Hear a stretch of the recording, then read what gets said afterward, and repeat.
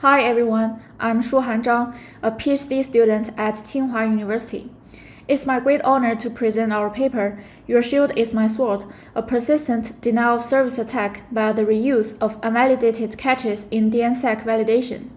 This is a joint work of Tsinghua University and Zhongguancun Laboratory.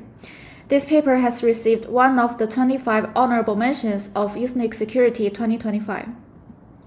Before diving into the details, I would like to show you the overall picture of our attack named RUC. RUC turns DNSSEC, a security mechanism, from a shield to a sword that causes the denial of service of domain resolution.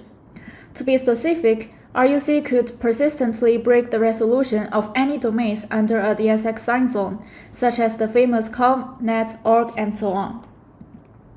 First, let's briefly review the background of DNS and DNSSEC. While the domain name system, or DNS in short, serves as a critical internet infrastructure, it was not initially designed with security considerations, making it suffer from various attacks, such as cache poisoning.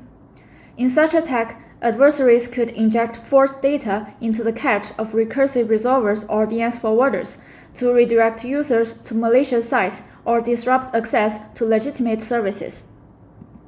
Therefore, as one of the essential mitigation strategies against cache poisoning, the Domain Name System Security Extensions, or DNSSEC in short, has been proposed to ensure the authenticity and integrity of DNS data.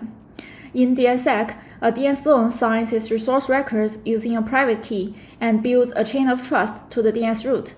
And DNS resolvers uses the zone's public key to validate the received response, so as to return authenticated DNS answers to the client.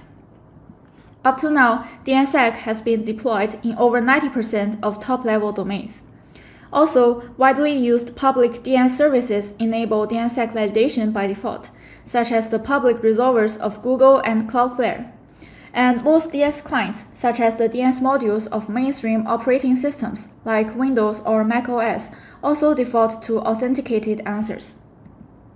However, due to the design complexity, the availability of DNSSEC in the real world is far from satisfactory.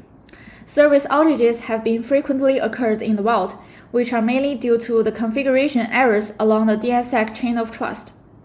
So to mitigate these misconfigurations, DNS resolvers allow the troubleshooting of DNS resource records, which is integrated into standardized DNS queries and open to arbitrary DNS clients, namely setting the checking disabled or CD bit in the DNS query header. During troubleshooting, resolvers are not forced to perform DNSSEC validation on the received data and will return the raw, unvalidated records to help the client to troubleshoot. Unfortunately, without clear specifications on handling this data, many resolvers mix the catch and reuse of the unvalidated troubleshooting data with those in routine operations. This creates a new attack surface, where the abuse of the troubleshooting mechanism could turn DNSSEC into a sword that breaks domain resolution. Based on these findings, we propose a novel denial-of-service attack against DNSSEC validation. The name RUC stands for the resolver's reuse of unvalidated caches in subsequent resolutions, which triggers continuous DNSSEC validation failure and thus persistent domain resolution denial of service. As shown in the figure, the RUC attack comprises two phases.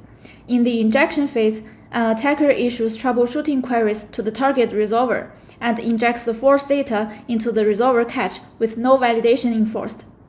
Then, when handling queries from ordinary clients that demand validation, the resolver reuses the unvalidated caches and encounters validation failure, even if it has actually obtained the legitimate records from the authoritative name server. Notably, RUC exploits the unvalidated caches that are indirectly involved in resolution and are usually not hit by the routine queries, such as the DNS key record. So the resolver fails to remove them even if it retries the routine queries initiated by the client. Even worse, due to the unrestricted time to live of the unvalidated caches, a single injection can cause a persistent resolution outage lasting for the caching TTL specified by the attacker. Specifically, to disrupt DNSSEC validation of the resolver, the attacker can break the following conditions. namely forging records along the DNSSEC chain of trust, forging the name server information to direct the resolver to a wrong query target, or tricking the resolver into believing that the target name server is not EDS0 capable, where the EDS0 OPT record carried in the additional section of a DNS message is vital to indicate the DNSSEC capability of a resolver or name server. Correspondingly, I will demonstrate 3 RUC attack variants, each exploiting a different type of unvalidated cache. First is RUC-SEC. The attacker injects unvalidated DNS key or DS records along the victim zone's chain of trust, where the signatures of these records, or RRSIG, are removed or manipulated in order to trigger validation failure. This variant targets the owner zone of the DNS key or DS records, as well as all of its subdomains. The second variant is RUC-NSIP, where the attacker injects forced name server IP addresses of the victim zone. As the resolver reuses the wrong address in cache, it will not obtain any valid records that are necessary for resolution. This variant affects all the DNS zones delegating to the name server. The last one is RUC-EDS0, where the attacker removes the EDS0 OPT record in the DNS response of a name server host, and the resolver is tricked into believing that the host is not EDS0 capable, and will stop fetching DNSSEC-related records from the name server host. This variant breaks the resolution of all the DNSSEC signed zones delegating to that name server host. For the end-to-end attack, our work indicates that both on-path and off-path adversaries are able to launch the RUC attack. For off-path attacks, the attacker is feasible to inject the unvalidated data by the fragmentation of large DNS responses, such as a large DNS key response or a large NX domain response. Typically, the figure in the right gives an example of the off-path RUC attack. First, after predicting the IP ID, the attacker launches an RUC EDS0 attack, crafting the second fragment of a DNS response from the target name server host with no EDS0 OPT record in the additional section. Optionally, the attacker can further reduce the MTU of the name server via ICMP fragmentation needed message. Next, the attacker can trigger a large NX domain response by querying a long, non-existent domain name under any zone hosted by the name server, and the response contains the queried long name as well as some large NSEC or NSEC3 records in order to trigger response fragmentation. Then the resolver matches the first fragment of the large response with the second fragment forced by the attacker, and it is tricked into catching that the name server host is not EDS0 capable.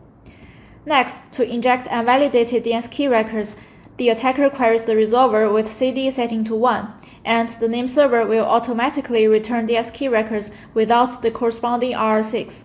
In this way, the unvalidated DNS keys are injected successfully. Besides, the attacker can launch on-path attacks via name server takeover or BGP route hijacking. Even if the attacker can only partially hijack the DNS traffic or stay on-path for a short while, the denial of service can be persistent once the cache injection succeeds, as the resolver will continuously catch and reuse the injected data. For vulnerability evaluation, our work finds that 5 of the mainstream DNSSEC validating software are vulnerable. For example, the most widely used software Bind does not restrict the TTL for the unvalidated cache, making it possible to cache and reuse the unvalidated data for up to 7 days. We also evaluated 29 famous public DNS services and find that 28 of them are vulnerable to at least one RUC variant, including Cloudflare, Quad9, and OpenDNS. More severely, 22 of them could encounter denial of service under RUC for more than 5 minutes. For open resolvers in the wild, we find that more than 60% of the resolvers compliant with DNSSEC are vulnerable, where hundreds of thousands of them could encounter a denial of service over 24 hours. Also, we have been constantly monitoring the RUC vulnerabilities of open resolvers in the wild. You can visit our KI3 website for more details. So, to mitigate the threat of RUC, we have proposed the following suggestions. Briefly speaking, we recommend that DNS resolvers restrict the caching TTL and the reuse scope for the unvalidated troubleshooting data. Also, the cached EDS0 information of the name server should be constantly verified. We have responsibly disclosed RUC to all the affected DNS vendors and have helped 3 renowned vendors, namely Bind, Cloudflare, and OpenDNS, to patch their RUC vulnerabilities. Also, our work reveals a flaw of DNSSEC-related specifications. To prompt the standardization of handling DNSSEC troubleshooting data, we have also submitted an internet draft at IETF, which currently has been under discussion within the DNSOP working group. To summarize, our work uncovers a new denial-of-service attack surface introduced via DNSSEC troubleshooting mechanism named RUC. According to our evaluation, the impact of RUC is widespread among mainstream DNS software, public DNS services, and open DNS resolvers in the world. For mitigation, we provide several suggestions, disclose our findings to the affected DNS vendors, and help 3 of them to develop patches. In the end, let's discuss the key takeaways of our work. While the troubleshooting mechanisms are still indispensable to enhance availability, there still lacks formal guidelines on handling the data intended for troubleshooting. However, this data can have a severe but overlooked impact on the routine functioning of production systems. Therefore, we suggest that system operators handle troubleshooting data with more caution and clearly segregate them from the valid data in routine operations, so as to prevent any potential abuse. That's all for my presentation. Thanks for your listening.